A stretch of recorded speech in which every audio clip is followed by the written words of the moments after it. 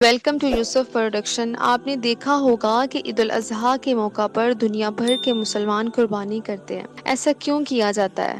آج کی اس ویڈیو میں ہم آپ کو بتائیں گے۔ ہزاروں سال پہلے کی بات ہے کہ حضرت ابراہیم علیہ السلام جو کہ اللہ کے نبی اور پیغمبر تھے، ایک دن جب حضرت ابراہیم علیہ السلام سو رہے تھے تو انہوں نے ایک خواب دیکھا جس میں اللہ تبارک و تعالیٰ نے حضرت ابراہیم علیہ السلام سے فرمایا تھا کہ اے ابراہیم، آپ کے نزدیک جو سب سے پیاری چیز ہے اور جو آپ کو بہت محبوب ہے، اسے وہ آپ اللہ کی راہ میں قربان کر دیں۔ چونکہ نبی اور پیغمبر کے خواب ہمیشہ سچے ہوتے تھے، وہ جو خواب میں دیکھتے تھے اللہ تبارک و تعالیٰ کا حکم ہوتا تھا۔ اس خواب کے بعد حضرت ابراہیم نے اپنے 100 اونٹوں کی قربانی دے دی۔ حضرت ابراہیم علیہ السلام کو لگا کہ اللہ نے جو ان کو حکم دیا ہے وہ پورا ہو گیا ہے، اور جب رات کو وہ سوئے تو ان کو پھر سے یہی خواب آیا۔ اس لیے حضرت ابراہیم علیہ السلام نے اپنے مزید 200 اونٹ قربان کر دیے، لیکن ان کو پھر سے یہی خواب آیا۔ اب حضرت ابراہیم علیہ السلام سوچ میں پڑ گئے کہ اللہ تعالیٰ نے ان سے کس چیز کی قربانی مانگی ہے۔ پھر انہوں نے سوچا، میرے لیے میرا بیٹا اسماعیل مجھے ہر چیز سے بڑھ کر ہے۔ اب حضرت ابراہیم علیہ السلام سمجھ چکے تھے کہ اللہ تعالیٰ نے ان سے ان کے بیٹے کی قربانی مانگی تھی۔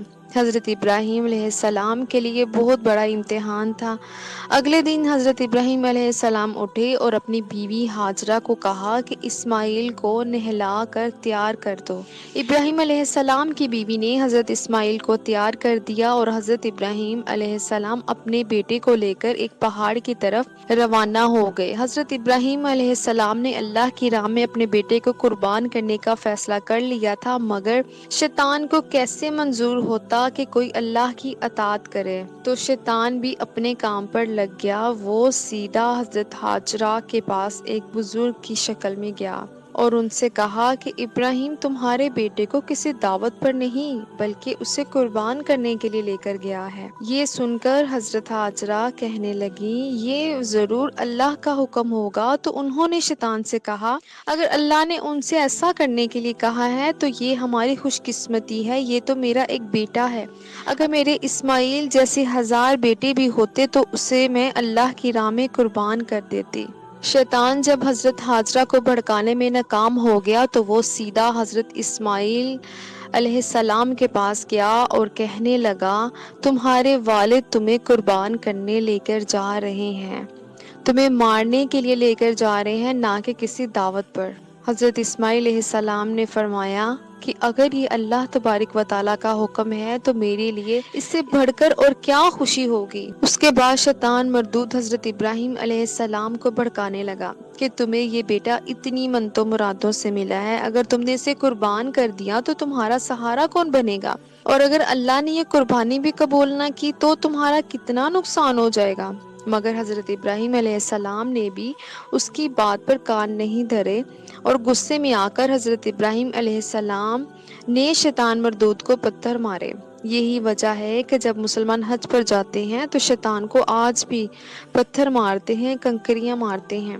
شیطان کے جانے کے بعد حضرت ابراہیم علیہ السلام نے حضرت اسماعیل کو ساری بات بتائی تو حضرت اسماعیل علیہ السلام نے فرمایا کہ مجھے اللہ کا ہر حکم منظور ہے، آپ بس میرے ہاتھ پیر باندھ دے اور اپنی آنکھوں پر پٹی باندھ لے تاکہ آپ جب میری گردن پر چھری چلائیں تو آپ کو تکلیف نہ ہو۔ اور حضرت ابراہیم علیہ السلام نے ایسا ہی کیا، اور جب حضرت ابراہیم علیہ السلام نے چھری چلائی تو ایک جانور کی آواز آئی، انہوں نے آنکھوں سے پٹی ہٹائی تو ایک دمبا ذبح تھا، اور حضرت اسماعیل علیہ السلام پاس کھڑے مسکرا رہے تھے۔